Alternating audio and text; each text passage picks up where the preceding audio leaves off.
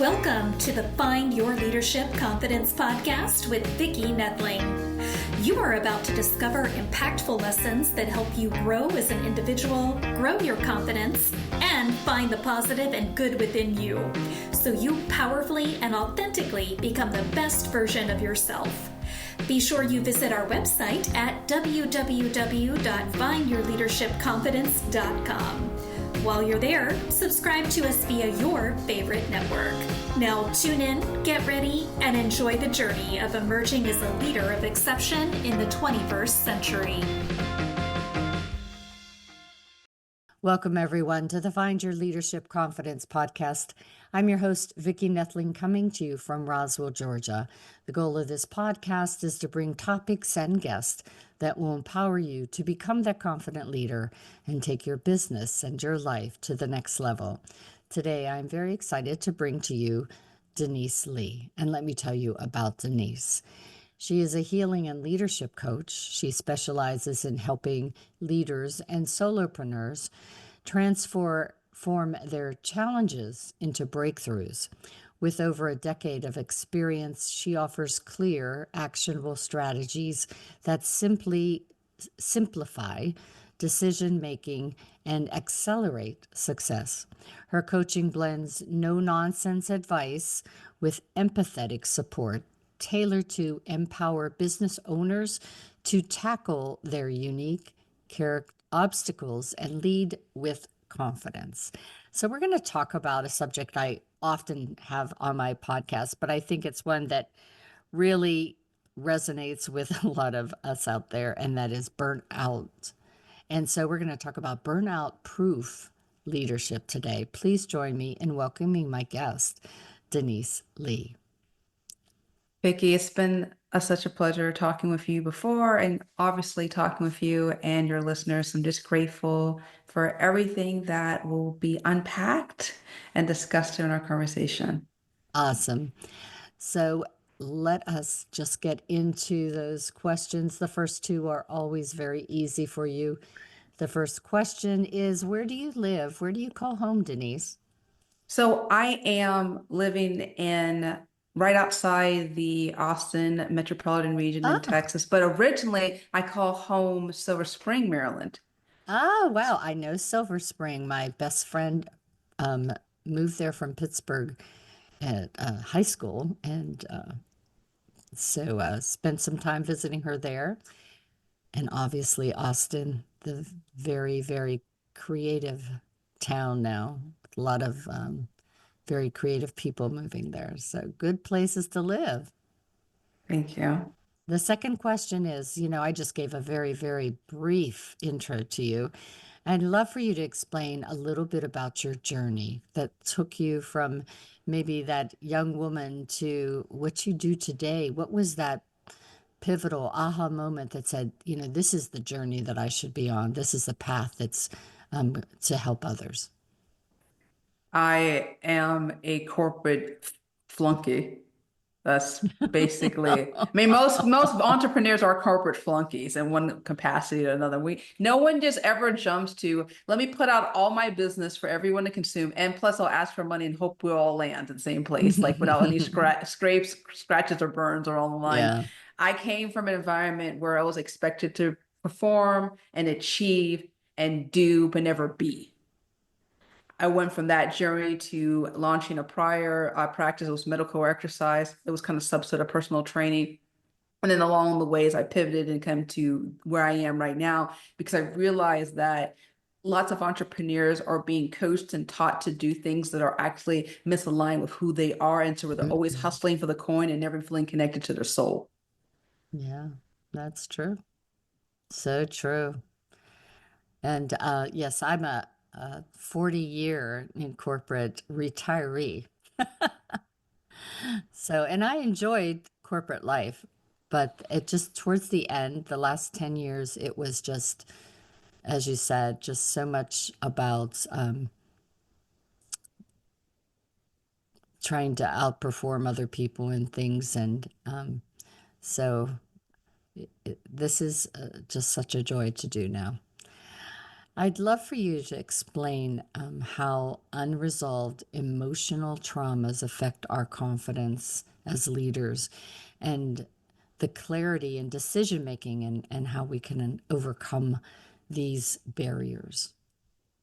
So let's first talk about what a trauma is, right? Hmm. Because we can't fix what we don't really understand. Yeah, And everybody talks about trauma, right? And we just think, oh, that upset me. I'm traumatized.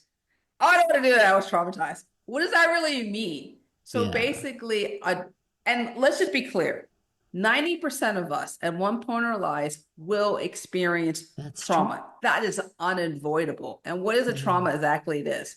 So a trauma is a unexpected event that causes you to feel disconnected mentally, physically, or spiritually. Traumas come in bite-sized packages or big-sized packages. yeah, So everybody talks about the big packages. I witnessed a car crash, yeah, or I was involved in a murder, or I had a chronic illness. Like that's trauma. If you're physically going through debilitating pain day in, day out, that's traumatizing. But what about the small traumas, right? yeah, Being in an environment at work where you're only measured by the output you do, that's trauma. If you are in an environment where you were constantly belittled in your home life, that's trauma. That little stress will snowball into a situation where you feel disconnected, where you feel emotionally numb, where you're suspicious, where you're negative. And so mm, when I say an unresolved emotional trauma, it's failing to connect the messages that you believe of yourself as a result of the incident that caused you to be a perfectionist, that caused you to procrastinate, that caused you to hustle and do things that you don't even like, yeah, that caused you to not have good boundaries with people or avoid yeah. confronting stuff within yourself that needs to be dealt with. That causes you to make decisions that hurt you professionally. And what does that look like? Well, I'm thinking about one particular client. I was talking with her the other day, and she was telling me, I'm doing, in addition to my law practice, I'm going to be doing some other stuff with all these other stuff, all these other cases. I'm like, that's not even what was core of your business. Why are you doing that? Well, I believe I should always be caring about everybody. If people present me opportunities, I need to jump on them. Like, that's a trauma wound, unresolved trauma wound. You're doing stuff under the false assumption that if you don't respond, you're a failure. Mm. Very good. And it's so important that you call out that is some of the small things that the trauma that hits us that we tend to push it down and push it away and not acknowledge it, and then it just keeps on kind of building and building and building. Yeah, I mean, absolutely, Vicki. Like for a lot of us, specifically women, there's men Hmm. too, for sure. If you have grown up with a very strong, demanding, commandeering mother figure, you feel like it is your responsibility to take care of everybody, your Uncle Jimmy, your neighbor down the street, you running around giving care packages, even though nobody asked you to do that. You're Hmm. overextended, you're And you're that leads to neglecting. burnout. Absolutely. So very true.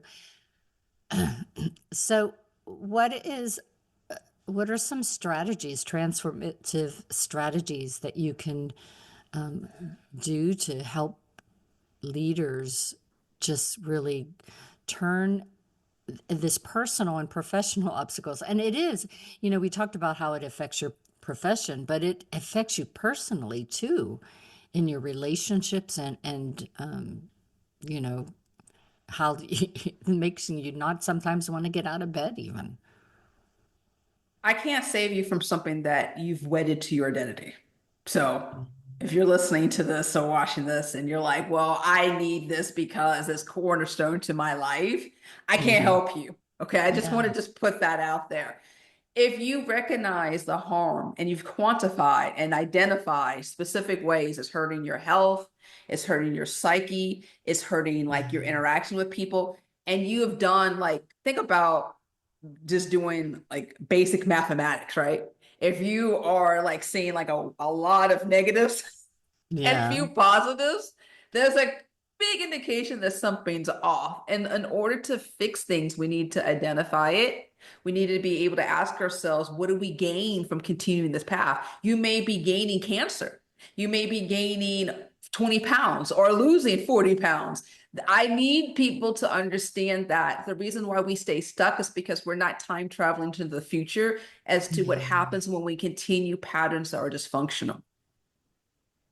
Yeah, and you really have to identify them. You have to take the time to identify it. Y- I'm sure you have clients that they say I'm stuck or I'm burnt out and they don't know why, and you have to really unpeel that onion to figure out the different layers of trauma that they have that they didn't even want to recognize. We become, and think about it too, Vicki, for a lot of us, we actually feel camaraderie with other people. Oh We're yeah. suffering Oh, yeah. alongside. Oh, girl, let me tell you about what happened to me. Oh, no, honey, let me tell you about what happened to me. And there's this one-upmanship to the gutter. And we make TV programs where we sit down and we commiserate with each other with a bag of Oreos and Rocky Road ice cream. So true. So true. Oh my goodness. So, how do we cultivate as leaders success-oriented mindset without falling into that toxic positivity or unrealistic, perfection that I always talk about is just not reality. Mm-hmm. What is success, though, right? Yeah. Everybody defines success by cultural standards. For me, success is doing things that are in full alignment with my mental, physical, and spiritual goals. I didn't say monetary goals. Mm-hmm. Because if I'm doing things that are in line with my affinities, the necessities, as well as my natural gifts, everything will be provided to me.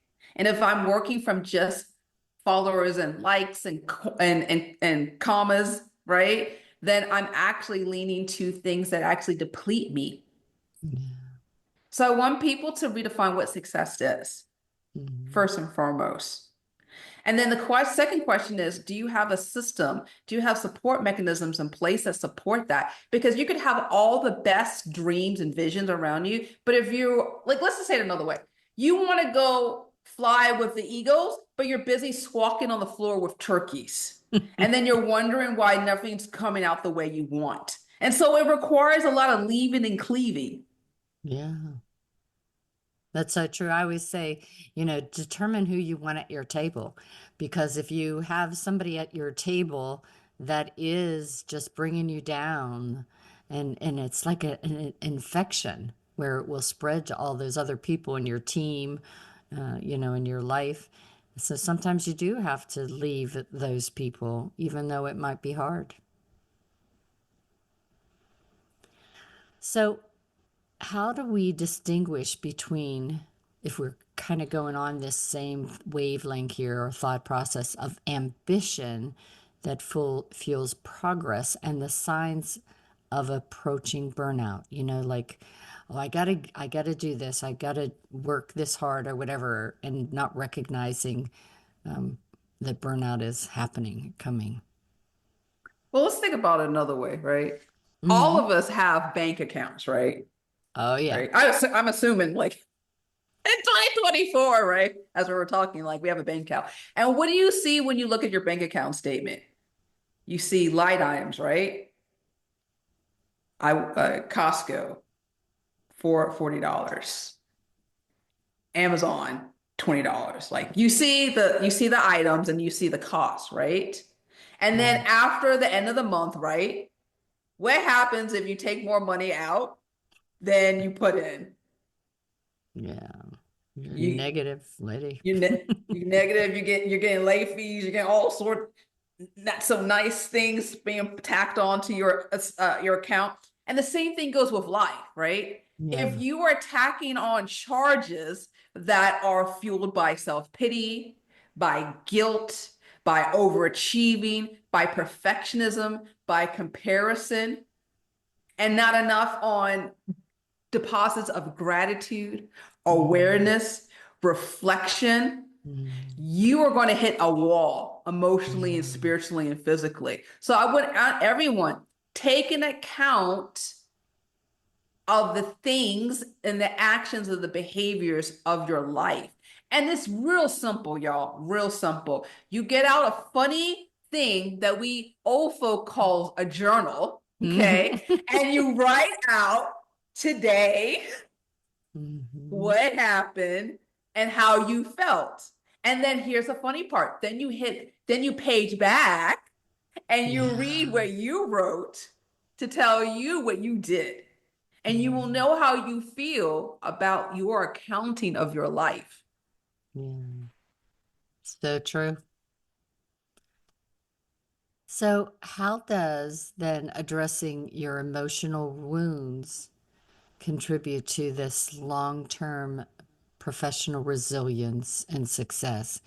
You know, and I think the journaling that you just talked about is a really great way to remind yourself of that and see the journey that you have taken, and we all have our own GPS where we can recalculate and change our direction if it's not really going in the right way.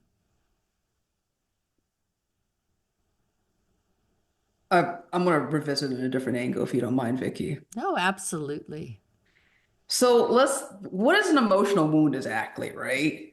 Let's talk about it from this point of when we were kids and we were in grade school and we really, really wanted to join a particular group or a clique or whatever, right? And you know that feeling where you try to like emulate what you thought the cool kids were doing, and you were trying to your best to say and repeat back or wear the same clothes.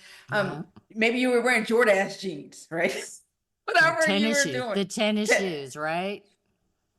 And imagine that moment, you go up and you're like, let's hang out. And they're like, that's pretty cool, but we're kind of doing something that I don't think you're interested in. And you get the brush off and you feel that pit in your stomach feeling, those expectations that you set so high got dashed, all those visions that you imagined in your mind of like being with the cool kids got thwarted. What do you do with that burden? What do you do with that burden?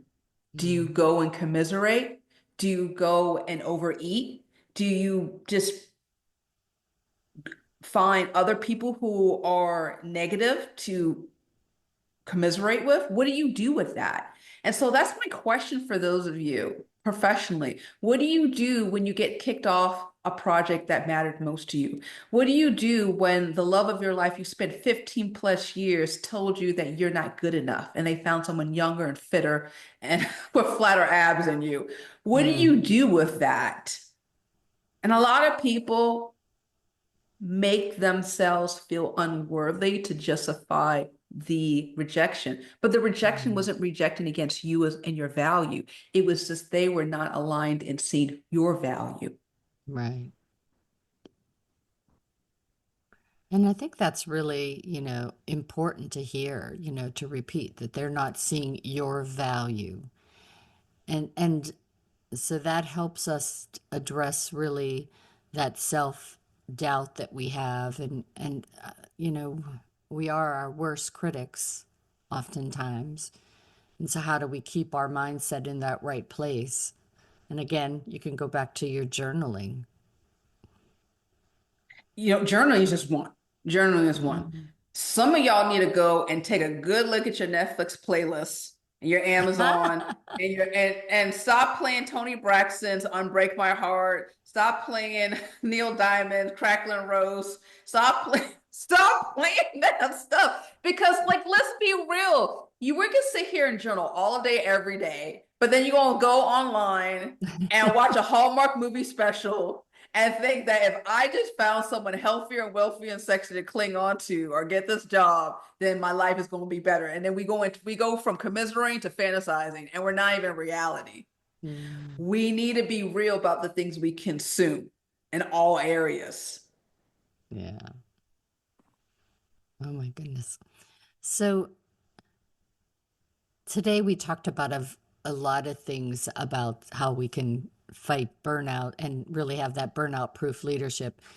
if you could just think of 2 or 3 things that would be the key takeaways from today that you want, if they don't remember anything, what would be 2 or 3 things that you'd want the audience to make sure that they remember? Number one, get over yourself.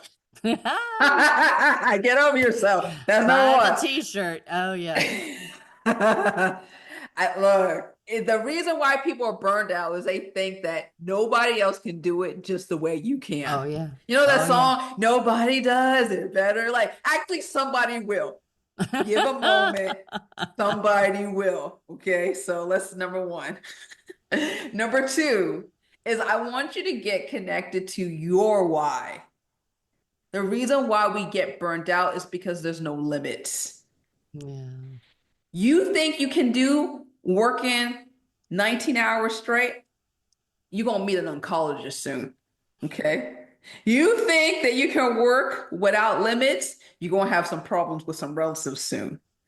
You think you can work without limits? Will come close to seeing the widowmaker soon. Okay. I think people need to understand that there are limits to your mental, your physical, and your emotional health. Just because you don't see it doesn't mean it's not going to happen. And I'll give you a perfect example real quick. When I was a kid, I ate lots and lots and lots of sugar. Sometimes I would eat sugar and just fall asleep. Part of it was trying to numb myself to the emotional pain that I was going through. Fast forward 25 years later, I got gum disease, despite the fact that I spent all those years taking care in the last 10 years of my years. So the roosters come home to roost. Mm. And actually, that is number 3 that I want to ask. The roosters come home to roost. I want you to write down, let's time travel and see what happens. And do you like that? Yeah. Is that where you want to be? Well, you shared so many great things today. It's been so fun chatting with you. I just had such a lovely time chatting with you. And I think, in my time in the corporate world, I've seen almost all the things we talked about today, where people just are not their authentic self. They're always trying to be someone else, and then that just leads to more stress, to more anxiety, and not living a really fulfilling life. And so to be able to recognize that and make adjustments and know that it's okay to make adjustments. Sometimes if you're not aligned, you got to leave that job. You got to leave that person. You got to move somewhere else if you're surrounded by people that are not feeding you with the fuel that you need to be successful. It's hard to hear, right? Because Yeah. then we're asking ourselves the question, all the messages our mom or dad or cousin Jimmy told us. Yeah. Yeah. But I think it's, that's where that confidence comes in, to have the courage to say no, no more, you know. It's so funny, Vicki, when people say confidence to me, basically what I'm hearing from a lot of people is I'm trying to replicate what I believe other people do, which is often fear-based. And Yeah. confidence in my mind is actually being in tune with the mental and physical cues that you are headed towards the things that make sense for For you, you. Yeah. for you. Mm-hmm. And so we need to redefine what confidence looks like too, because it's not from a position of codependency or people pleasing Mm-hmm. or going back to things that we saw our parents do. Mm-hmm. It's about being amazed about how you can grow on Yeah. your timeline. Yeah. It's funny whenever I turned 50 is whenever I no longer gave a crap what other people thought. And it was really just so uplifting, because that came to the soul searching of, what do I want to be? who do I want to be? And we put so much pressure on our kids when they're in high school about college and choosing that career that's going to make you the most money or all those things, and not ever focusing on what do you really want to do? What do you want to be? And it was my brother, youngest brother. I've 7 kids in our family, and my youngest brother, he went to college, or he chose not to go to college the first right out of high school because his friends that were a year older got jobs as techs, and they were making all kinds of money. So he decided, well, I'm just going to be a tech. I'm not going to college. And he did that for a year. And he said, after a year, I'm going to college because my bosses are idiots and I need to be able to take on. And so then college meant something to him. Then he was focused on what he needed to do to be happy. And he's doing great now, and he is a boss of people. But I think that's so important that we we don't really need to know what we're going to be when we grow up. Our experiences inform that. And, for me, all of the different directions that I took in my career never identified that I would be doing this, but this is what really has been making me so happy. As I was listening to you talking about your brother's journey, it made me think about the book, The Joy Luck Club by Amy Tan. Yeah, yeah. Everybody, everybody needs to read that book. It don't matter if you Hmm. don't know nobody who's Asian. And It's good. is a good book. And Hmm. I'm not going to go into the whole book, but the protagonist was confronted about stories that she thought she knew about her mother, as well as like some of her other like people around her at San Francisco, Chinatown area. And it was forced to challenge those norms. What we thought people were successful, what we thought, but when you actually heard from their vantage point, the grass wasn't that green. Yeah. And every one of those characters had to find that path that worked well from them. Now we've got like the new edition of Crazy Rich Asians, that I guess a reboot from a different angle. But the whole message is the fact that we have to ask ourselves, and like Vicki, your stories too, like, am I really authentically me? I'm 50. I don't give a clock. I don't Hmm. give a clock. I'm postmenopausal. I don't need this no more. Yeah. I don't I care need a about the ceiling. I just want to help people. And how can I do that? Yeah. And that is what lights you up. And I get to see that. I mean, you've done, like, good grief, what, over 600 interviews? How many interviews, love? A Yeah. lot. A Yeah. lot. And each of those experiences taught you what you like, what you don't like, what you don't want to roll with, who you want to deal with, what I will stand for, what I don't. This is the terms of how you're going to interact with me, Yeah. and I don't care. Hmm. That's confidence from those experiences. And you're tapped into that.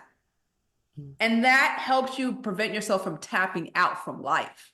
Yeah, that's right. Well, time has flown by. I could talk to you all day long, but we do need to share your contact information for those that want to really get in touch with you, to connect with you. So, as always, I'm going to share my slide with her contact information. If you're just listening, you know the drill. You should have had a paper and pencil all along to take notes because I always have awesome guests. But in case you didn't, you are going to see her information. It will be on my YouTube channel, Vicki Noethling. So please subscribe if you haven't, as well as my findyourleadershipconfidence.com website. The website is deniseglee.com. That's Denise G like George Lee.com. And LinkedIn is Denise G. Lee. Pinterest is Coach Denise G. Lee. And X is Denise G. Lee. She does have a podcast, so you want to check that out as well. It is Introverted and Entrepreneur Podcast. Again, that podcast is Introverted Entrepreneur podcast. I'm going to turn it over to Denise. She's going to talk to you about things that you might find on her website, resources, links that would help you, as well as where she spends the most time on social media. So Denise, it's all yours. Okay. So the best place obviously is my website, Denise G. Lee. I always tell people to put the G because if you look just Denise Lee, you're going to find someone who got killed, Denise Amberly. I wasn't killed. I'm still alive. Okay. I hang out the most on X. But if you are linked to any of my socials, you'll automatically be updated on my articles that I send out. They are from my heart, most of them from me, but also from other industry level experts, therapists, doctors, all that fun stuff. My podcast, the Introvert Entrepreneur Podcast, is where you're literally listening to me just talk like this. It's a hot take of just me just talking about things that matter to me, as well as will hopefully matter to you. And basically, that's where you can read wonderful things about me again on my website, Denise G. Lee, my articles, learn about my story, coaching opportunities if that's you're interested in, my courses. I don't really care about necessarily you working with me. I just want you to know where I'm at. That's the main point. Fantastic. Denise, it's just been such a pleasure getting to know you, and so grateful for what you do. Thanks for being a great guest today. Thank you, Vicki, for having me. We had a great, fun conversation. As always, I remind everyone that life is a journey, and it's up to you to enjoy the ride. This is Vicki Noethling, signing off. Thank you for tuning into the Find Your Leadership Confidence podcast with Vicki Noethling, where we share impactful lessons that help you grow as an individual, grow your confidence, and find the positive and good within you so you powerfully and authentically become the best version of yourself. Remember to visit our website at www.findyourleadershipconfidence.com and enjoy even more great episodes like this one. Again, while you're here, subscribe to us via your favorite network. We look forward to seeing you next time on the Find Your Leadership Confidence podcast.